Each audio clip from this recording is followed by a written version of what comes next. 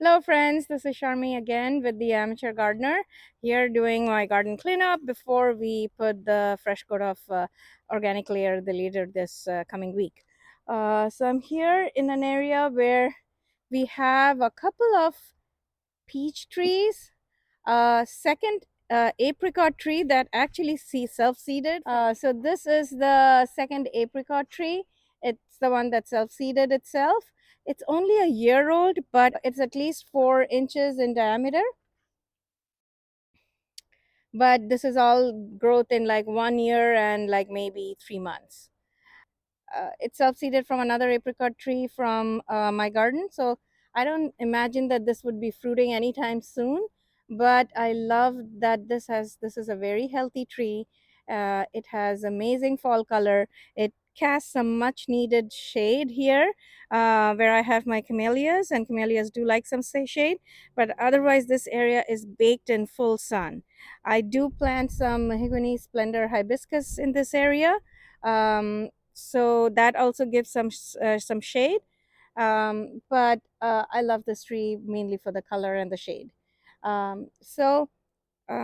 That's it, and I'm going to clean up this area today. There are a lot of salvia here. I planted a lot of salvia here as like the front layer of my boxwood hedge. We will be pruning the boxwood hedge this year. I skipped last year because I planted it the year before, but this year I want to be pruning it back. I wanted like a nice continuous hedge. So hopefully in the next coming years, it will look something like that. Um, Other than the two camellias, I do have a hibiscus here. I think this is the Holy Grail. It's a bunch of sticks now just for me to know where it is, and it'll come back nice and loud. We just planted this weekend this Barbados cherry tree. This is like a subtropical tree. It actually grows well in zones 8 to 11, I think. So I'm hoping that we don't get any freeze. After now, it's already mid February. It should make it through the rest of the year. Also have, what else do I have? You have a lot of perennials here, mostly echinacea, rudbeckia, echibeckia, different colors. I think I have some white, some rudbeckia is yellow, of course, and then I do have some pink um, echinacea here, the purple echinacea. Um, what else? I do have a lot of salvia in this region, two different kinds, actually maybe three different kinds here, and they died back to the ground, but they'll grow back. I know. Some of them are more winter hardy, and they just came back after they dried back, but some of them are taking a little bit longer. What else? um, do have I think one rose of Sharon there. There is spot there for another rose of Sharon which I want to get in there, so it'll kind of become like a mixed hedge of some fruit trees, some rose of Sharons, whole bunch of different things here. I have the opportunity to plant something at the back. We'll decide. I will let my imagination run wild if I see something that really catches my eye. Of the of daffodils. This, I think this is the Minnow variety. In front of the boxwood, looks really awesome. It was looking very droopy the other day after a rain. Today, it is all nice and kind of showing off in its full glory. Let me know what y'all think. I am been like undecided over whether I should cut some of these and take them inside to enjoy. And then another mind tells me that I'll just leave it here and enjoy it every time I come out. But I don't know. They look really nice, and I think they'll look absolutely stunning in a vase too. Okay, so let's.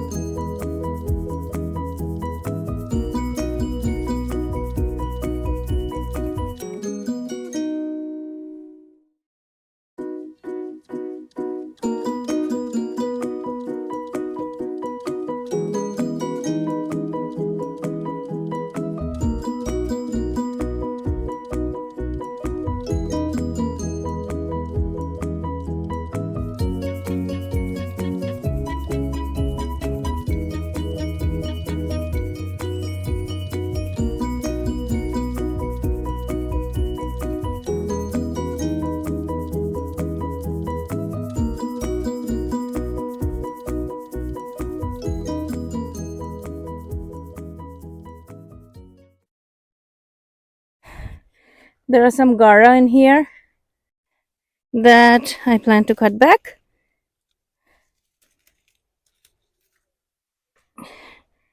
It really grows very well back from the roots. I think there was a third one. Hopefully, it's going to come up sometime. I cannot see it. It was probably there. It's going to come up later.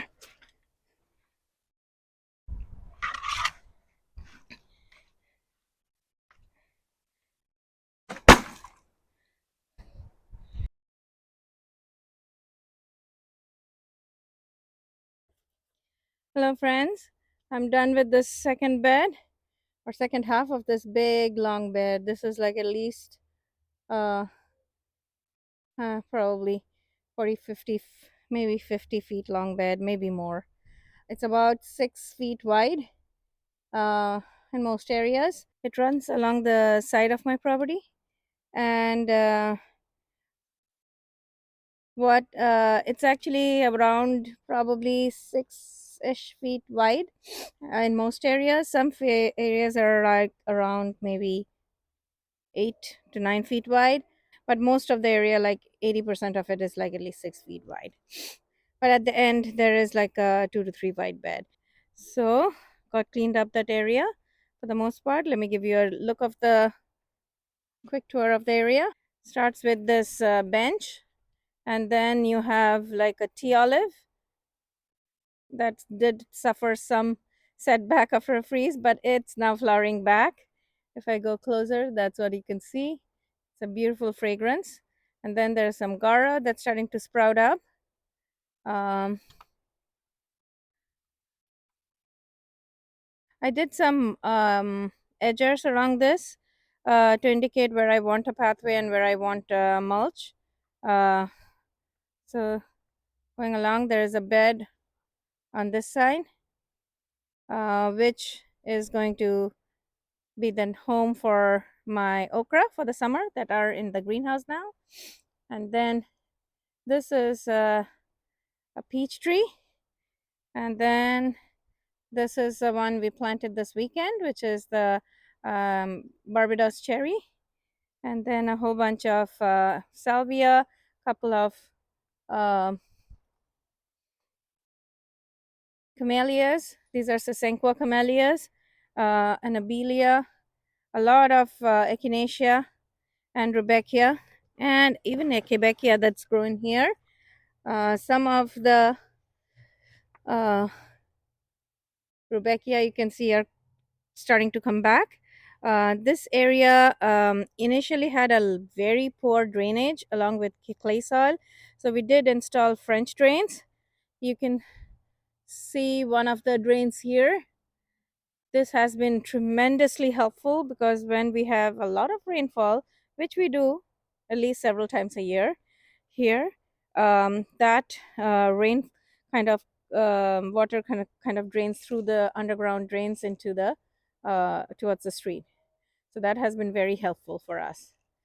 Um, if you're in the south and your lawn floods quite often, and it's a manageable size yard that you have, installing French drains is very helpful. Okay, this is another peach tree, but this one is a dwarf peach tree. The other one is a semi dwarf. And then over here, we have a whole bunch of a more cold sensitive but very beautiful salvias here. Some of them are coming back. You can see there.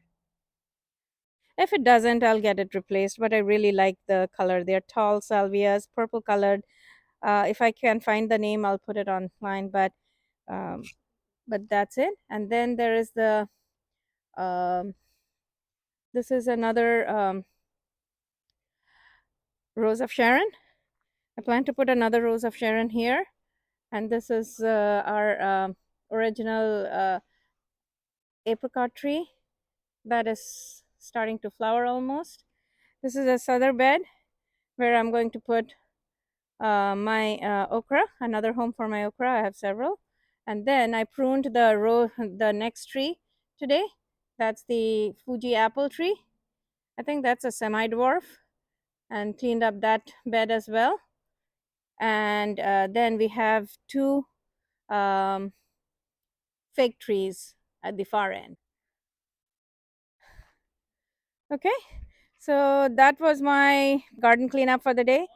Hopefully, you'll found my video somewhat inspirational to get into your garden and do something today. Thank you for watching my video. I don't have words to appreciate my uh, gratefulness for your time watching my videos.